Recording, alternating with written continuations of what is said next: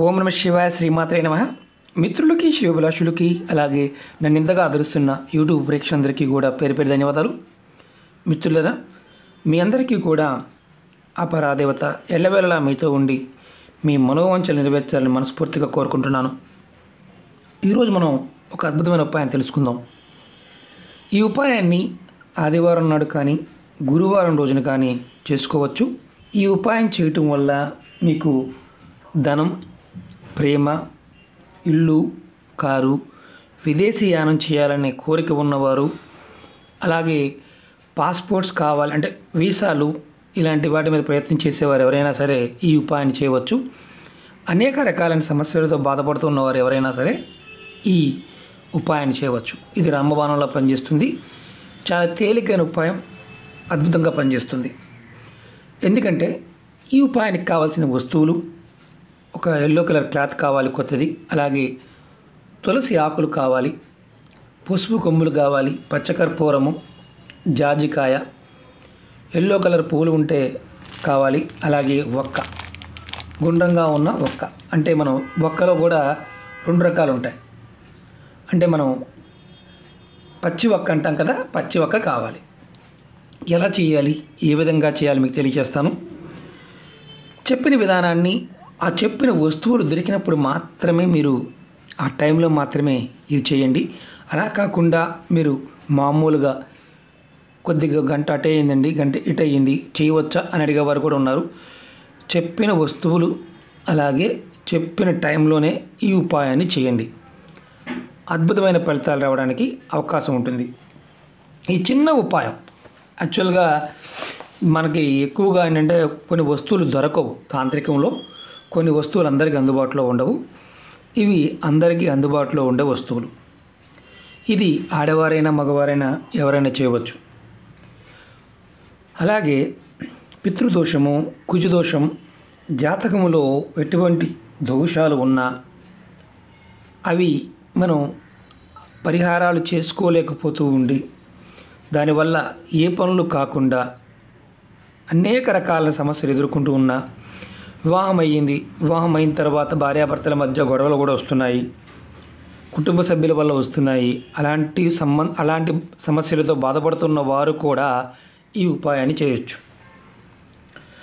ఈ ఉపాయం చేయడం వల్ల లాభం ఏంటంటే, జాతకంలో గ్రహానుకూలత సరిగా లేనివారు విదేశీయానం చేద్దామని అనుకుంటూ కూడా విదేశాల అవకాశం రానివారు ఈ ఉపాయం చేయడం వల్ల వారికి అవకాశాలు రావడానికి మీకు ఓపెనింగ్స్ అనేవి అంటే ద్వారాలు ఓపెన్ అవుతాయి.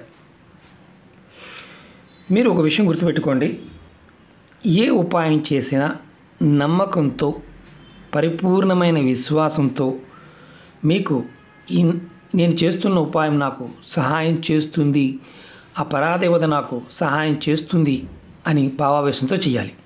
అలా కాకుండా నమ్మకం లేకుండా వీటిని పొరపాటును కూడా ఇలాంటి ఉపాయాలని చేయమాకండి. ఎందుకంటే ఈ పదార్థము ప్రాకృతికమైన శక్తి మనకి సహకరించాలి. ఆ సహకరించినప్పుడు మాత్రమే మనకు ఫలితాలు వస్తాయి. మనం చాలామంది మిత్రులు అనేక రకాలైన తాంత్రిక పదార్థాలు, వస్తువులు పెట్టుకుంటూ ఉంటారు, యంత్రాలు పెట్టుకుంటూ ఉంటారు. నిత్యం పూజ చేసే అలవాటు ఉన్నవారు వాటిని పెట్టుకోవడం వల్ల, చేయటం వల్ల ఫలితాలు ఉంటాయి. కొంతమంది నిత్యం పూజ చేస్తున్నప్పటికీ కూడా వారికి ఫలితాలు రావు. కారణం ఏంటంటే వారి మనోసంకల్ప స్థితి క్లియర్గా ఉండదు. మీకు ఉదాహరణ చెప్తాను. మీరు ఎవరైనా ఒక యంత్రం పెట్టుకున్నారు, లేదా కస్తూరికాయ పెట్టుకున్నారు, ఒక అతజోడి పెట్టుకున్నారు, సిరాయిసింగ్ లాంటిది పెట్టుకున్నారు. మీరు తాంత్రిక ప్రయోగం పాయింట్ ఆఫ్ వ్యూలో మీ గురువులు ఇచ్చిన యంత్రాలు పెట్టుకున్నారు. మీరు ప్రతిరోజు ధూపం, దీపం, నైవేద్యం, మంత్ర జపం చేస్తూ సంకల్పాన్ని చెప్పుకోమని చెప్తారు. మీరు ఆ వస్తువు కొన్న అమౌంట్ మాత్రమే గుర్తుంటుంది. నేను ఈ అమౌంట్తో కొనుక్కున్నాను, నాకు ఫలితం రావాలి అనే భావావేశంతో ఉంటారు. ఎప్పుడైతే మీ గురువు మీకు ఏం చెప్తారంటే, మీరు ఈ పదార్థం పెట్టుకున్న తర్వాత 2 రోజుల్లో రావచ్చు, 2 గంటల్లో రావచ్చు, లేదా 2 సెకండ్లో జరగచ్చు, 2 నెలల్లో పట్టచ్చు, 2 సంవత్సరాలు కూడా పట్టవచ్చు అని చెప్తారు. ఎందుకంటే మీ సంకల్ప స్థితి, మీ మానసిక స్థితి సరిగా ఉన్నప్పుడు మీ దగ్గర ఉన్న ఆ తాంత్రిక వస్తువు యొక్క ప్రభావం త్వరగా పనిచేస్తుంది. అలా కాకుండా మీ కుటుంబ సభ్యుల్లోనో లేకపోతే మీలోనే ఒక నెగటివ్ ఉండి ఎవరికైనా మీరు హామ్ చేద్దామని కానీ లేదా ఎవరినైనా సరే ఇబ్బంది పెడదామని సంకల్పం చెప్పుకుని ఉంటే ఆ ఇబ్బంది కూడా మీరు కూడా అనుభవిస్తూనే ఉంటారు. వ్యాపారంలో కావచ్చు, ఎదుటి వ్యక్తి వ్యాపారం బాగా సాగుతుంది, వాడిది పాడైపోవాలి, లేదా కుటుంబ సభ్యులు మా ఇంట్లో వీళ్ళు నాకు దూరంగా ఉండాలి, లేదా వీళ్ళు వదిలేసి వెళ్ళిపోవాలి, ఇలాంటి విషయాలు అనుకున్నప్పుడు మీకు ఆ ప్రభావం, ఆ యంత్రం కానీ ఆ తాంత్రిక పదార్థం కానీ మీరు కోరుకున్న కోరికని మిమ్మల్ని ఇబ్బంది కలిగిస్తూనే ఉంటుంది. ఎందుకంటే ఆ ఇబ్బంది, అవతల వారు పడే ఇబ్బంది ఏదైతే ఉంటుందో ఆ ఇబ్బంది మీరు కూడా అనుభవంలోకి వస్తుంది, అనుభవించాల్సి వస్తుంది. కాబట్టి తాంత్రిక వస్తువులు తీసుకున్నప్పుడు లేదా యంత్రాలు తీసుకున్నప్పుడు కాస్త జాగ్రత్తగా సంకల్పం చెప్పుకోవాలి. మీరు పని అవ్వలేదు కదా అని చెప్పేసి వదిలేయకూడదు, కంటిన్యూ చేస్తూ ఉండాలి. అది ఎవరు చేసినా సరే, ఆడవారైనా మగవారైనా సరే ఆ విషయాన్ని గుర్తుంచుకోవాలి. ఇప్పుడు ఈ ఉపాయం చేస్తున్నప్పుడు కూడా పరిపూర్ణమైన విశ్వాసంతో చేయండి, అద్భుతమైన ఫలితాలు వస్తాయి. ఎలా చేయాలో చెప్తాను.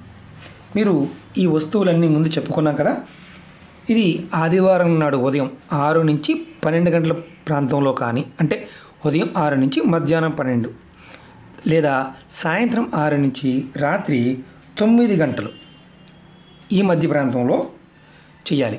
ఉదయం చేస్తే ఉదయం 6 నుంచి మధ్యాహ్నం 12 లోపు, సాయంత్రం చేస్తే సాయంత్రం 6 నుంచి 9 గంటల లోపు మాత్రమే ఈ ఉపాయాన్ని చేయాలి. ఈ ఎల్లో కలర్ క్లాత్ తీసుకున్నాం కదా, దీంట్లో కొత్త క్లాత్ తీసుకోండి, పాతది కాదు. దాంట్లో మీరు 7 జాజికాయలు రెడీ చేసుకోండి. అలాగే 7 పసుపు కొమ్ములు, 7 తులసి ఆకులు. తులసి ఆకులు సాయంత్రం అయితే 6 గంటలకు ముందే కోసుకోండి. ఉదయం అయితే ఎప్పుడైనా కోసుకోవచ్చు. అలాగే పచ్చకర్పూరం మనకు ఎంత కావాలంటే అంత వేసుకోవచ్చు, ఇబ్బంది లేదు. అలాగే ఒక్కల్ని చూపిస్తాను. దీన్ని కాల్చిన ఒక్క అంటారు, ఇది వేయకూడదు. ఇలా పచ్చి ఒక్క దొరుకుతుంది, ఇలాంటివి 7 ఒక్కలు. నేను ఓపెన్ చేయలేదు మీకు, ఎందుకంటే ఓపెన్ చేసి చూపించవచ్చు, ఓపెన్ చేయలేదు. మళ్ళీ మీకు క్లాత్ మూటగా కట్టుకోవడానికి చేయాలి. అలాగే 7 పువ్వులు, పసుపు కలర్లో ఉండే పువ్వులు, గులాబీ కావచ్చు, మందార కావచ్చు, అలాగే మీకు ఏదైనా సరే పసుపు కలర్లో ఉండే పువ్వులు 7 పువ్వులు దాంట్లో వేసుకోవాలి. మీ పూజా మందిరంలో మీ ఇష్టదైవం ముందు ఇలా పెట్టండి. పెట్టి దీపం వెలిగించండి. దీపం వెలిగించిన తర్వాత దీపానికి బొట్టు పెట్టి, వీటి మీద ఇంకేమీ వేయాల్సిన అవసరం లేదు. పసుపు కానీ కుంకుమ కానీ చందనం కానీ ఏమీ వేయద్దు, ఇలాగే ఉంచండి. మీరు ధూపం చూపించి తర్వాత మీ ఇష్టదైవాన్ని అష్టోత్తరం కానీ సతనామావళి కానీ మంత్రాన్ని, ఏదైనా మీ ఇష్టదైవ మంత్రాన్ని 108 సార్లు జపించండి. జపించి ఒకవేళ మీకు ఇష్టదైవం, కులదైవం ఏ మంత్రం మీరు జపించలేరనుకోండి, లేదంటే ఓం నమో భగవతే వాసుదేవాయ అనే మంత్రాన్ని 108 సార్లు అనుకోండి. మళ్ళీ చెప్తున్నాను, ఓం నమో భగవతే వాసుదేవాయ ఈ మంత్రాన్ని 108 సార్లు అనుకోండి. ఇలా జపం చేసిన తర్వాత ఈ చక్కగా మూటగా కట్టండి. మూటగా కట్టి మీరు ఈ ఏదైతే మూటగా కట్టారో మీ బీరువా లాకర్లో కానీ, లేదంటే మీ పూజా మందిరంలో ఒక డబ్బా పెట్టుకొని ఆ డబ్బాలో పెట్టుకోండి. అదే మీరు వ్యాపార సంస్థ అయితే మీ ఎక్కడైతే డబ్బు పెడతారో అక్కడ ఈ మూటను పెట్టుకోండి. మీరు ఈ మూటని మళ్ళీ ఎప్పుడు మార్చుకోవాలి, ఎలా చేయాలో చెప్తాను. ఈ మూటను మీరు ప్రతి ఆదివారం చేస్తే మళ్ళీ ఆదివారం తీసి బయట పెట్టి ధూపం చూపించాలి. దేవుడి దగ్గర పెట్టి ధూపం చూపించాలి. మూట ఓపెన్ చేయాల్సిన అవసరం లేదు. గురువారం చేశారనుకోండి, గురువారం నాడు కూడా సేమ్ ఇదే టైంలో చేసుకోవాలి. గురువారం చేస్తే అలాగే గురువారం నాడు నెక్స్ట్ గురువారం ఓపెన్ చేసి మళ్ళీ ధూపం చూపించాలి. ఇది 3 నెలల తర్వాత మళ్ళీ ఒక ఆదివారం కానీ లేదా మళ్ళీ గురువారం నాడు కానీ ఈ మూటను తీసి 3 నెలలకు ఒకసారి మార్చుకోవాలి. యథాతథంగా పారే నీళ్ళల్లో కానీ లేదా ఏదైనా మొక్క చెట్టు మొదల్లో కానీ ఎవరు తొక్కని ప్రదేశంలో ఈ మూటను అలా వదిలేయాలి. అలా 3 నెలలకు ఒకసారి మార్చుకోవాలి. ఇది ఎవరు చేయకూడదు అనేది మనం ఇప్పుడు తెలుసుకుందాం. ఎవరైతే నెలసరి ఉంటుందో వారు చేయమాకండి. నెలసరి టైం ఉన్నప్పుడు ఇంట్లో ఒకవేళ ఆ టైం వచ్చింది, ఇంట్లో ఉన్నారు, మీరు ధూపం చూపించవద్దు, తీయవద్దు, నెక్స్ట్ వారం తీసుకోండి. లేదు మీకు సపరేట్గా పూజా మందిరం ఉంటే ఇబ్బందే లేదు. మీరు ఎవరైనా అంటే ఇది ఎప్పుడు చేయకూడదంటే, కుటుంబ సభ్యులు అంటే మరణించారు, పెద్ద కర్మ కూడా కాలేదు అంటే ఆ 15 రోజులు మరణించిన 15 రోజులు మనం ఇది చేయకూడదు. ఆ తర్వాత మీరు ఎవరైనా చేసుకోవచ్చు.